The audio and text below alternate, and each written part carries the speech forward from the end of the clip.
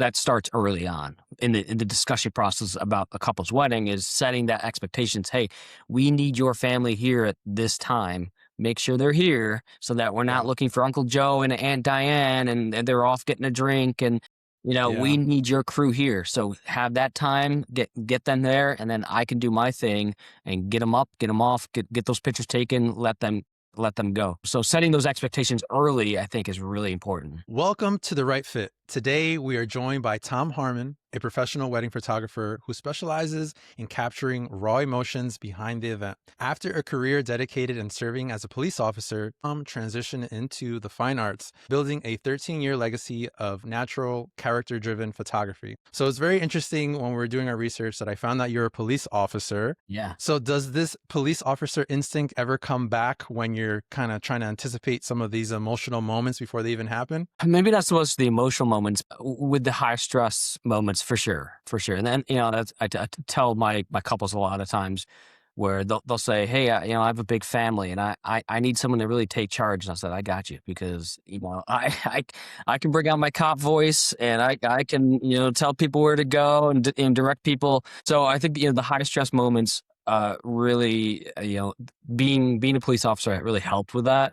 Staying calm and seeing the scene and kind of guiding people through those moments because that's what I'm used to. Wow. It's so crazy how like some of the creatives that I've been speaking with too, it's like you start one way in life and you think that this is gonna be your life, and then all of a sudden like I'm a wedding 100%. photographer, or like I'm a DJ, like it's just crazy.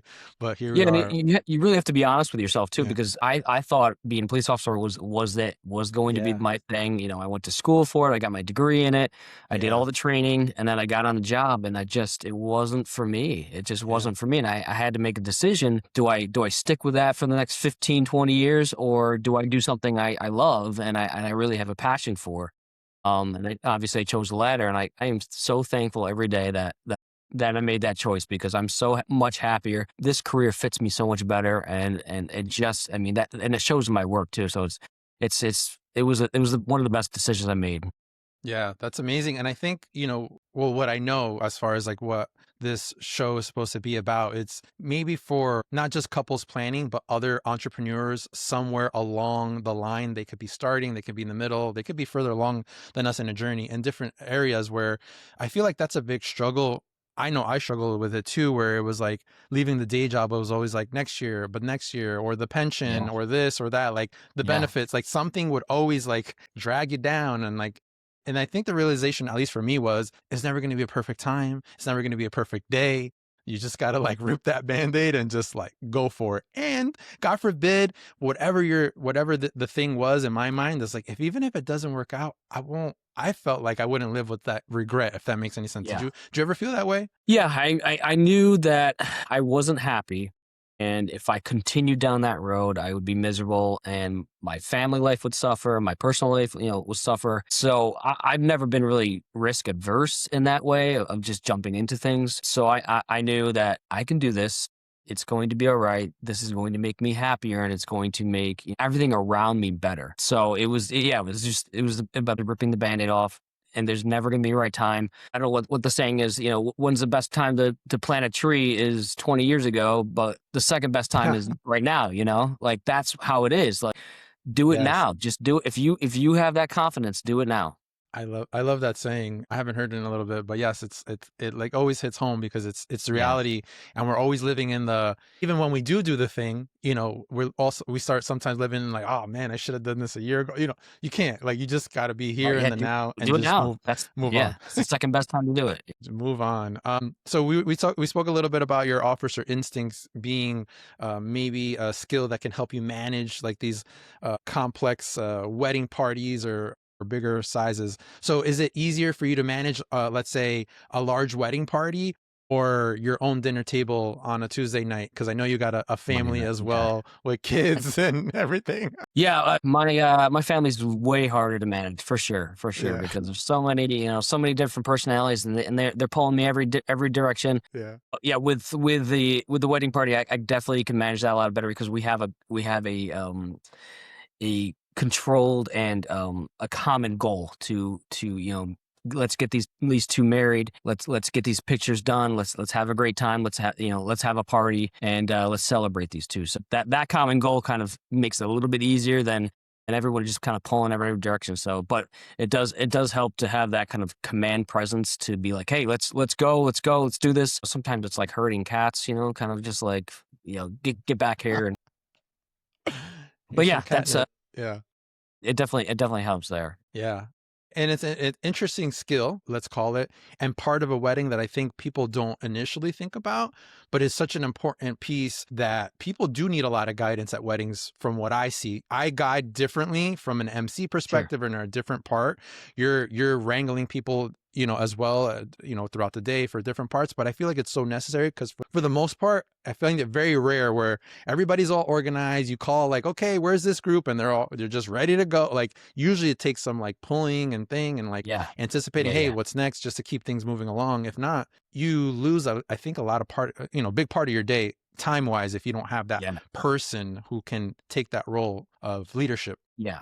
And I think that starts early on in the Yeah. discussion process about a couple's Hmm. wedding is setting that expectations. Hey, we need your family here at this time. Make sure they're Mm, here so that we're not yeah. looking for Uncle Joe and Aunt Diane and they're off getting a drink and we Yeah. need your crew here. So have that time, get them there, and then I can do my thing and get them up, get them off, get those pictures taken, let them go. Yeah. So setting those expectations early, I think, is really important.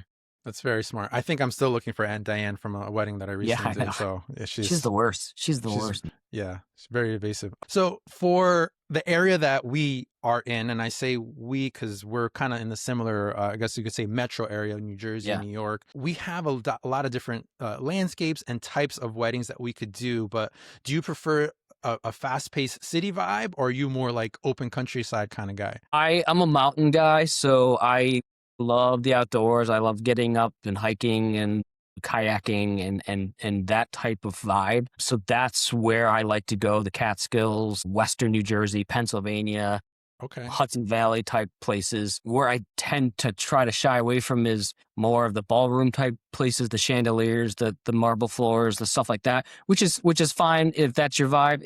There's Yeah. there's photographers out there for you. Right.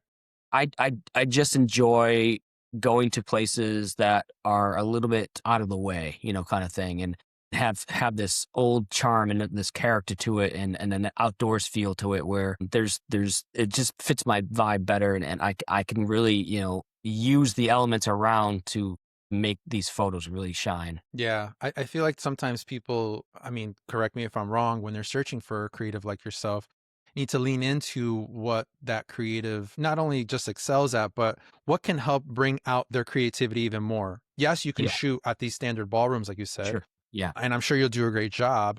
yeah, But sometimes there's these areas where you can excel. Like you said, you're probably finding a different angle, different level of creativity when you yeah. have these different backdrops, landscapes, venues, and things of that nature that are outside of the box, more to speak. Yeah, and I think that realization comes with time and wisdom. Is early on in your career, you want to be everything for everybody. Yeah, And it been there. takes, I think, as you go on, I think it takes courage to be like, no, this is where I'm at. This is what I like to do. This is what I'm good at. And I think that better serves your clients than trying to do everything for everybody. I'm not good at babies. I'm not good at families. I'm not good at, whatever, all these different styles of photography. I'm really good at weddings. I'm really good at it. And it fits my pocket very well. I'm not stressed during the day. I can handle a lot of different things at once. I can keep people on schedule. I can take awesome portraits. I can take awesome, candids. That's what I'm good at. And it took me a while to realize, okay, you can say no to these other things because this is your lane, and Yeah. this is the way to better serve your clients is to keep right there. Yeah. Yes, for sure. I think that's something that could potentially help clients looking for a certain type of creative, but then also, like I said, once again, connecting with the entrepreneurs who are in Yeah, different areas. It doesn't need to be photography. It doesn't need to be a DJ like me. I think this is applicable to all areas of event professionals where I think it's okay to be at that phase of your career where you kind of do everything because you kind of yeah, learn what you like, what you yeah, don't for like. sure. Yeah, A story that I sometimes share that people don't know about me is like when I first started in private events, I was a bar and bat mitzvah DJ. I did Yeah. tons of them, like a lot. So when people are like, "Can you do a Jewish wedding?" I'm like, "Man, I've done more Yeah. horrors than I can count."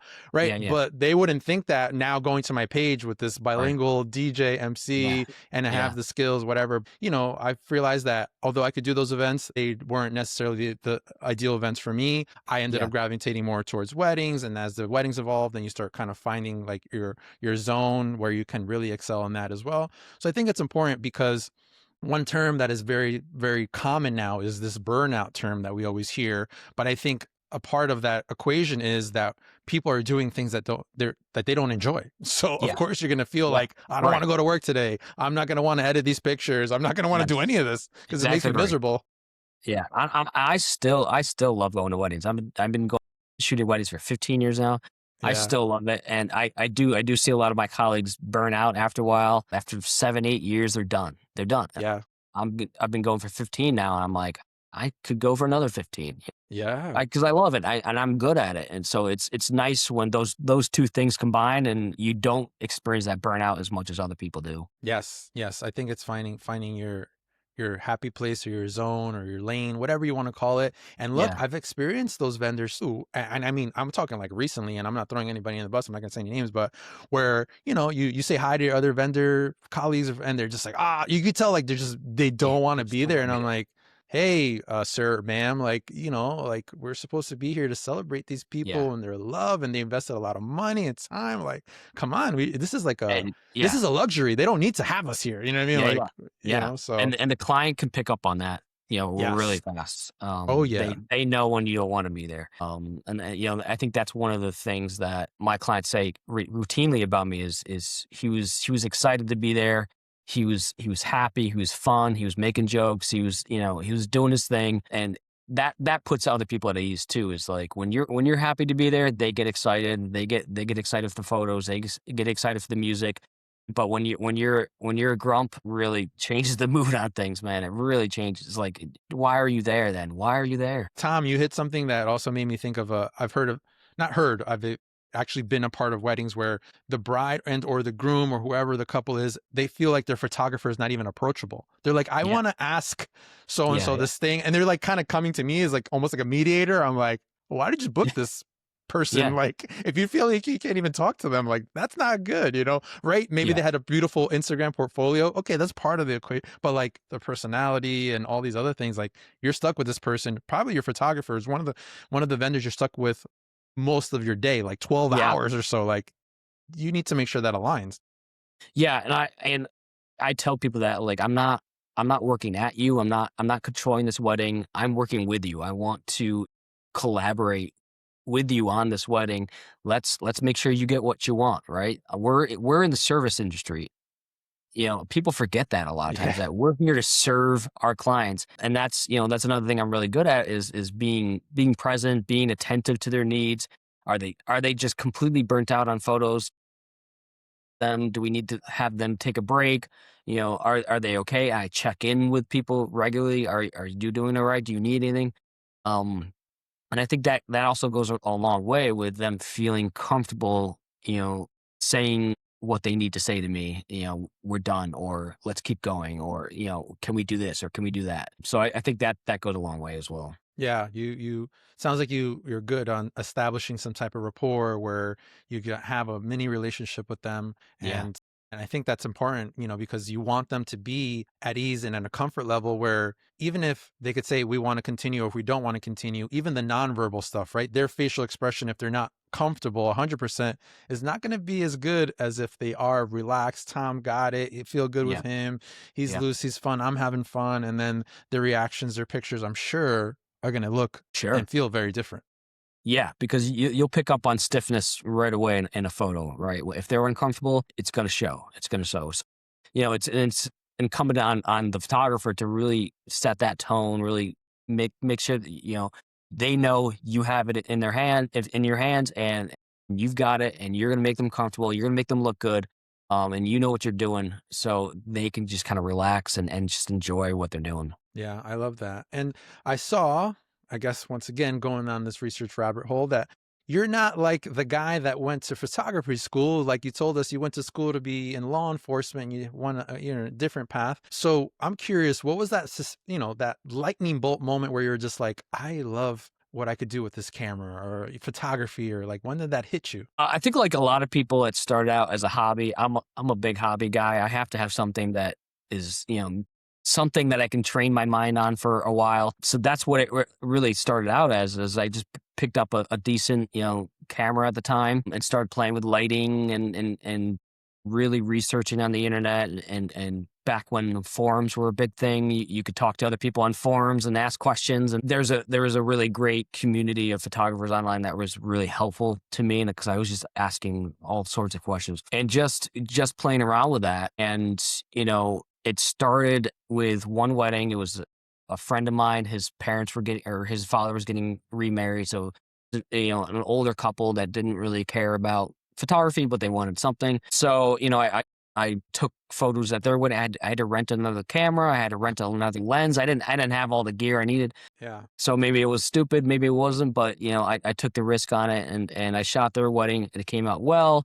I put it online and it got, and it attracted more people to that. And then I started booking a bunch of weddings. And then by year 2 or 3, it was just like, it took off. And that's what I could think, really helped me make the decision of like, do I leave the police force now because things are really going well with this side of the business, this side of my career, and people are responding to it. And I'm really enjoying it, and I'm getting fulfillment out of it, where my previous career I wasn't. So, Yeah. that kind of thing really helped me make that decision as well. Yeah. No, that's great that you had like that transitional moment to kind of get you to that next level. And I feel like maybe I wouldn't call it luck, but you're also somehow, the serendipity of it all aligned with an event like a wedding, which you ended up loving weddings still to this day. Sometimes you start with some of these events, once again, that are just not for you or just not your Yeah, thing. yeah. So that was also pretty much aligned very, very closely as well. Yeah, and I mean, to be honest, I did do as much as I could. Like, I did seniors, I did families, I did babies, and nothing really attracted me as much as a wedding did.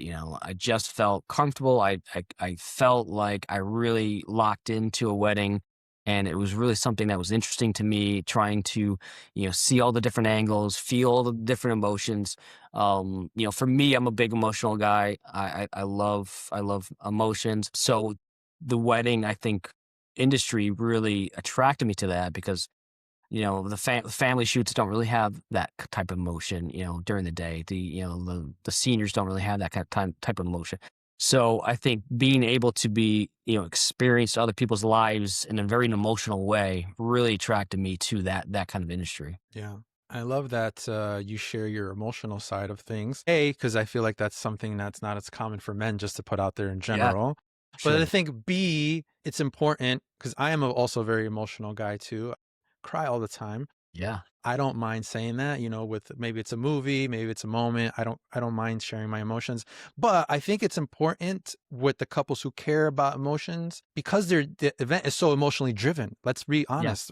Yeah. Weddings are probably one of the most emotionally driven days of your life. For And sure. so if somebody's not in tune with that emotion, is that going to change maybe what's going to be happening with the final results? Yeah, definitely. And I think a big part of that is being present, being, not really, tunnel vision throughout the day, is being able to, step back and look around and kind of sense people's feelings and kind of sense people what's about to happen and setting yourself up for that. If you have a plan and you have this very, singular vision of what should happen, you're going to miss a lot. You're going to miss a lot. So if you can be present to what's happening, to the feeling in the room, how the couples are feeling, being connected to that, your photography, your service to them is going to be heightened to a different level. Yes. And sometimes I feel like these are the things that are hard to explain, especially like on text or paper. But Yeah. once again, those X factors or those variables, let's call it, that are the differentiators, maybe between another vendor or just like in general, like I said, what you do. So once again, for anybody listening, kind of keep those things in account. When I was looking at your portfolio, I feel like your photos feel very natural, and like, you kind of get these things out of people just to be themselves. So how do you get them to like take their guard down and just capture, let's call it, their truth? I think that comes with how again, setting things up beforehand, making sure they feel comfortable. A lot of my couples come to me and say, "Hey, we don't know how to pose. Will you do that for us?" And I'm like, 100%. That's going to be all on me. I've got you. You don't have to do a thing. You don't have to lift a finger. We're going to do a bunch of different poses. We're going to find the backdrops for you. We're going to find the poses for you, and then you guys can just enjoy each other. You can laugh, you can kiss, you can have fun. So you don't have to worry about that. You don't have to stress that. So I think Yeah. taking that stress off of them really lets them kind of relax a little bit. Their shoulders drop, the air comes out of their lungs. It feels a lot lighter when they don't have to stress about, okay, how do I look? Where do I put my hands? Where do I put my feet? Kind of thing. So it just opens them up to be a little more, in tune to each other, and they can interact with each other better. Because I do try to kind of stay away from those, prom type poses and where it's very Oh, stiff, very. yeah. So even though a lot of my stuff is posed, I do Yeah. have them start to, talk to each other and start to laugh and tell each other jokes and, Yeah. what do you liked about each other and get them to really open up that way, because I feel like that will elevate your pose photos even more if there's a candid style to it, kind of thing. So I think that's important, is just to is set that expectation. I got you.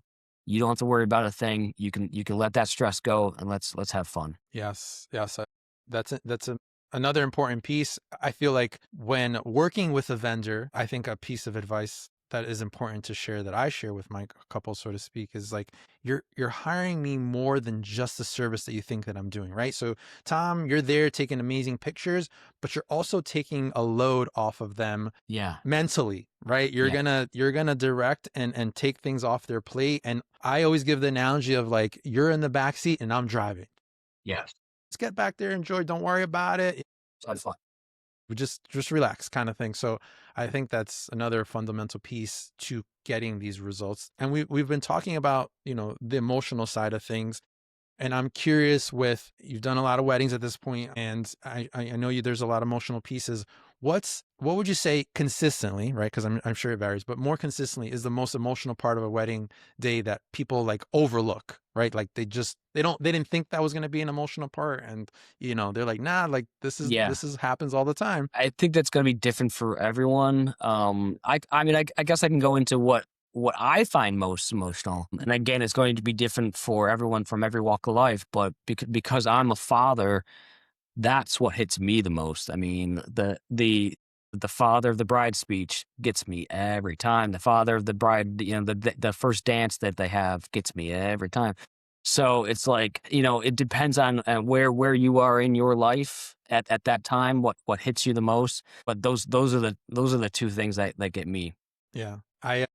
I can definitely connect with the father-daughter dances because I have a daughter. She was also my firstborn. And man, after she was born and I started seeing those father-daughter dances, I was like, no, Yeah, this is yeah, gonna it be gets you. me. I can't process it, right? But then the dads are always like, look, they were 4 years old one day and now they're 28, 20, whatever they are, and they're getting married. I'm like, don't tell me this story. I don't want to hear it. I get, you Yeah, know, it's rough. yeah, It's rough. yeah, yeah. That's part of what we do though. So okay. So kind of going through your journey here, you mentioned years in photography, right? Your early beginnings, you are where you are today, but along the way, was there like an I made it moment as a photographer? Like where did you I guess go from being like the hobbyist to like amateur to like, wow, I'm a wedding pro. I'm an event Yeah, pro. I'm an yeah. like, I don't, I feel like we all had like that point. Yeah, I think it was probably year 3 to 4, I think, was where I was like, "Okay, I've got something here." Mm, got it. Because I was submitting to a lot of those competitions at the time, and racking up award after award based on, this photo or that photo.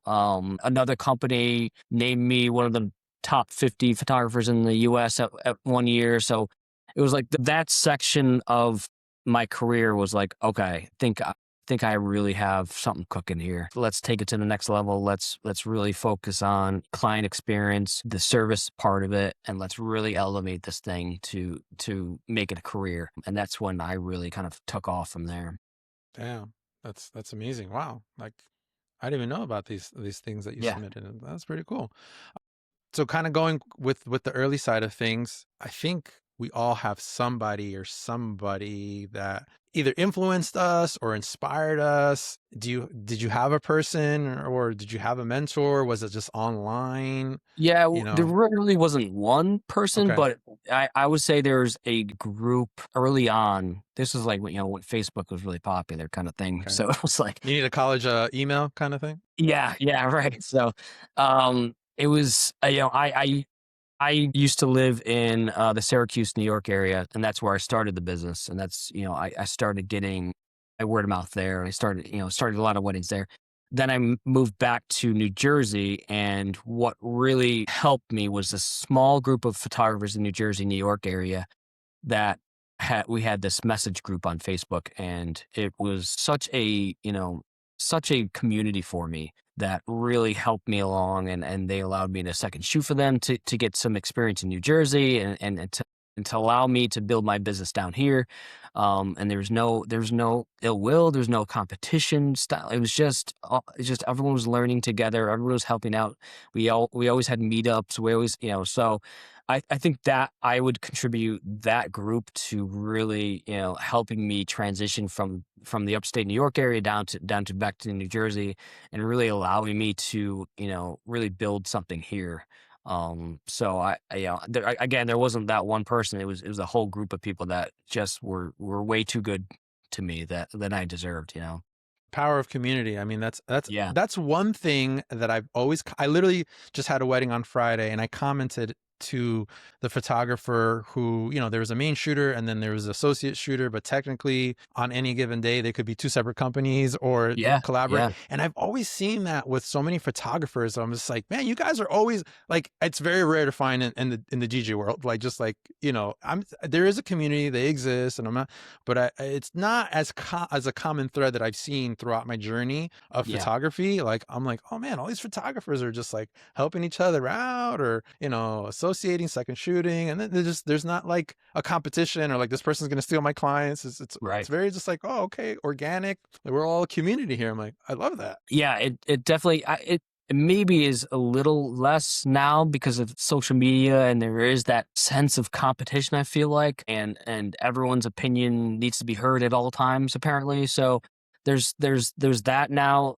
I think in the early years of my career, it was a lot stronger. There was a lot more groups, a lot more camaraderie, a lot more willingness to help people out. I think with the advent of social media and the ease of getting into the industry now is so there's not a lot of hurdles, right, to get in. And Yeah. so I think there's a lot more people out there that are competing for all the different clients. So I think there's a lot less community, and I would definitely like to see more of that happen. Is more smaller knit groups that help each other out and lift each other up. Yeah. I mean, that's important. Hey, maybe you could help bring that back. You never Yeah. know. Um, and you touched on a topic that I think is very important in this day and age. Social media, for what it's worth, right? It could have its negativities, but one of the reasons that I followed you since the years ago, and you had this shift in your social media where maybe I'm not saying you said this, but I almost like I followed you, and then I was like, I woke up, and then Tom was like, F this, I'm going hard with my social Yeah. media. And Yeah. then all of a Yeah. sudden you started going hard with your social media. And Yeah. I'm like, wow, Yeah. this guy. And then every time I look on your page, I'm like, oh my God, like all this content I'm like backed up on, or like your follower count is growing. What did you wake up? What did you eat that day that you were just like, I'm Yeah, just I gonna, don't know. That's a good point. I don't know. I did just have some kind of epiphany where it's like, and I'm probably way late to the game, anyways. But I finally saw how important social media was, right? And my website was getting less and less traffic. It was getting harder and harder to show up on Google. So what is the alternative? Where's my traffic coming from now? And I have on my inquiry form, I have where did you come from? Where how did you get to me? yeah, And more, it was Instagram, it was Facebook, it was online, right?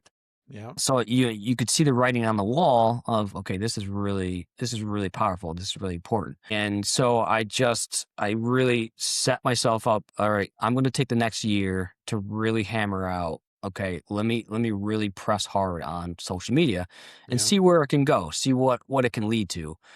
And it's been an amazing experience. There's have been times where it's been hard, and there has been times where I don't want to do it anymore. But there's been great times too, and a lot of eye opening experiences too. Of this is really powerful. This can lead to a lot of different things. So Yeah. it's been great, and it's the other thing too is kind of itching my scratching my creative itch kind of thing. So Mm. I love being creative on there. I love doing, comedy skits or trying to teach people something or, doing something a little bit different. So I love being creative. It really kind of allows me to do that outside of wedding photography. So I really enjoy it. I like doing it, and it's been a lot of fun.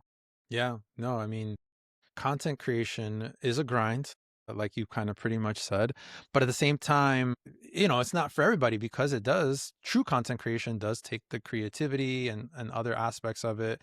And especially if you're doing things yourself, I don't know about you, but like when I make a video, whether it does well or not, I did the editing, I did the Yeah. scripting, Yeah. I thought of It's the all me. Yeah. idea, Yeah. like I'm just, Yeah. so sometimes I'm like, oh, whatever, I spent Yeah. hours on this and it didn't go Yeah. anywhere, but Yeah. that's part of the grind, right? Yeah.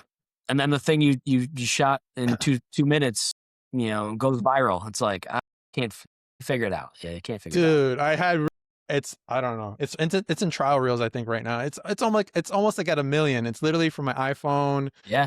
few Yep. seconds. Like, and I'm talking like I usually use like my DJI Osmo Pocket. Like I use like 4K camera Yeah, right.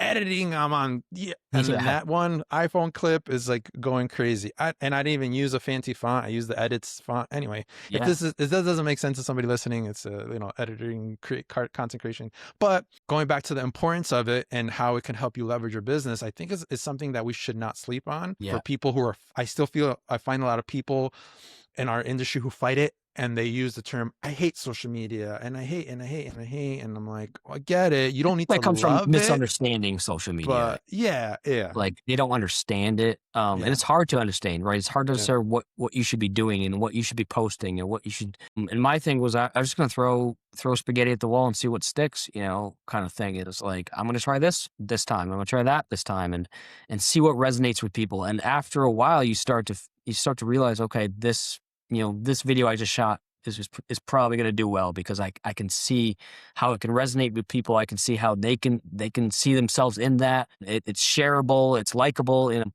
yeah, so you can start to figure it out. And I tell you, early on, I could not figure it out. I was just throwing things at the wall and seeing what would click. But after a while, you can kind of start to see how you can build a community, how you can build followers, how you can reach different pockets of the internet. It's like everything else. You just gotta push through and keep going until you find that.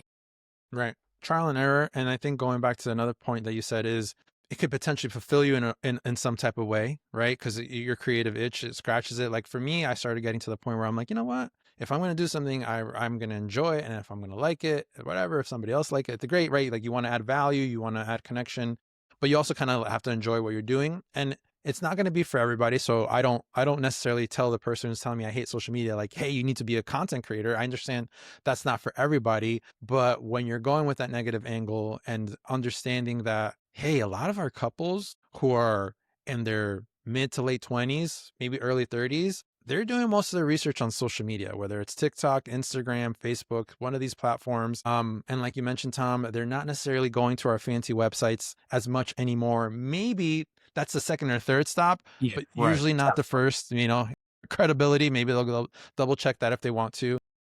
So there needs to be something there, even if maybe if it looks like you even hiring somebody to do it or Yeah, whatever, but spending, I've been in the point of my life where I spend the money on Google ads or the nah or whatever. And like a lot of those things were going nowhere. And that's okay because things evolve, things change. Maybe at one point they were, and at one point they weren't. And it could be that maybe social media changes and it doesn't work for sure. us And it anymore. But will. And for it will. now, Here's where we're at. Yeah, and that's a great point, is staying adaptive, right, to the different things. And I think that's to go back to our previous point, is a lot of people get burnt out because they don't adapt to the new way of doing things.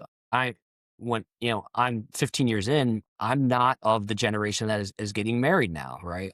It's a different generation. So how can I relate to them? How can I, connect with them now? I think that's really important. And part of that was social media. That's a big, because everyone's on social media now, and learning how to, tap into that area of things, and connecting with them that way. Yeah. No, you just made me think of another piece of the puzzle, let's call it, that although the creatives can change in, let's see, call it whatever generation you're in, whether you're a millennial or you're this or whatever, that's always going to change.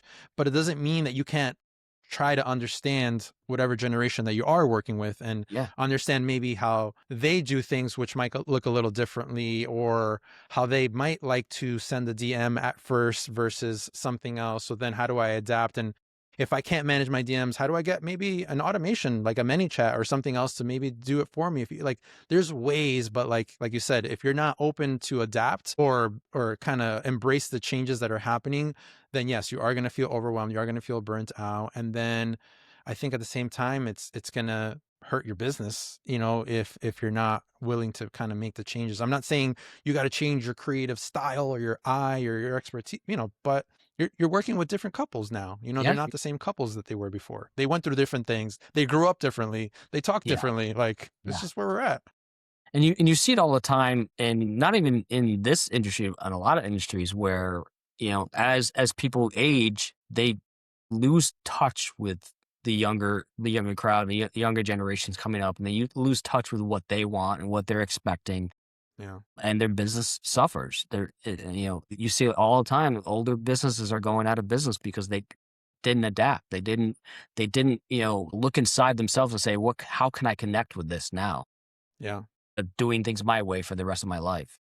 Yeah. No, I've walked into those shops or those stores where I'm just like, Yeah, are we in the 80s right now? Like, it just, like, you could tell, like, they don't even have like a simple pay merchant system yeah, yeah, digitally. right, It's like an cash old only, yeah, yeah, it's cash like it. register. And I'm just like, I know. where's my Yeah, debit right, card? exactly. Like something. It could be minimal, but I think it's important. And once again, kudos to you and what you've done with your social media journey. I know it's a grind. I understand it differently from maybe others, but I'm very happy for you and what you've done, and always rooting for you, and Thank you. happy, eager to see what's to come. No pressure, no Yeah, pressure. No, but so we're getting to the final phases of today's conversation, and I like to end it more with like a rapid fire, I guess you could say, type of sure, yeah, little quick mini session where you're gonna give me just more like the first thing that comes to mind. It doesn't need to be in a long, elaborate type of answer.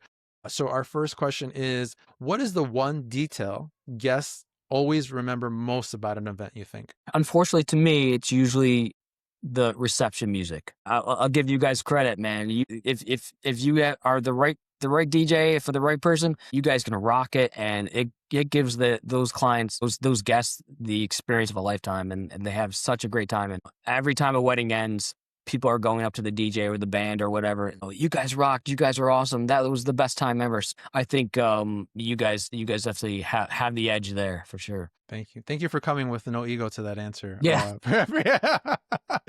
Call it like it is. I mean, yeah, you're at so many weddings, you see, once again, yeah, different angles, different perspectives. What is one wedding trend that needs to retire, like, right now? man. The bouquet toss and garter toss. I don't understand it. I don't want to offend anyone, and you do what you want to do, but listen, Yes. like, let's get rid of it. It's weird. It's got to go. It's got to, especially that garter, pulling the garter off the bride is, I don't know, man. That's a weird thing to do, Starts to get a little tricky at that point of and the it's a night. little tricky. What would you say is the secret ingredient that makes an event or moment truly unforgettable? I was going to bring this up earlier, but I think hiring the right crew for your wedding, your event, or whatever, hiring the best professionals you can get, man, that goes so far. It goes so far, because then you don't have to stress anything. Your team has got it. Your team's going to take care of you, and that event or wedding is going to go so smoothly, and you're going to have a great time. So I think hiring the best professionals you can get is so important. Sometimes overlooked. People Yeah. are just once again, I get budget is important, but Yeah, sometimes they're for sure. just making decisions like Yep. blindly booking stuff, people that I never met, and it just I think your team is going to be paramount to Yeah. the overall experience. Um, and speaking of the right fit, which is the heart of our show, right? That's what it's called. Yeah. What makes a couple the right fit for you? I think somebody that is, again, open and honest and wants to wants to have an experience, wants to have somebody there that is willing to have that experience with them and somebody that could guide them and somebody that can keep them on schedule and not stress them out because they're already stressed during the day, and someone that makes that experience really easy, really fun. I think those are the couples I really gravitate towards, and I enjoy working with them because they're so appreciative of what I do, and I'm so appreciative of their time and what stress they're under. So I think that works well for us. Gratitude is a must, and Yeah. I think sharing that is important. Tom, where can people find you? I know you're active on social media at the moment, but like, what are your handles? What's your info? Yeah, Instagram is Tom Harmon. I got in early, so I got my name on that one. So yeah, Nice. I've been Yeah. there for a long time. There a long Yeah. time. Some Tom Harmon on Instagram, Tom Harmon photography on TikTok. The I think Tom Harmon photo on YouTube, and then my website is tomharmonphotography.com. He everywhere. Wow. Thank you, Yeah, Tom. We appreciate your time. Very, very grateful. absolutely. I learned a few things about you and what you do. Hopefully, anybody listening did so as well. And thank you for anybody listening or watching here today for tuning in on the right fit. And we'll see you guys next time. Thanks, guys.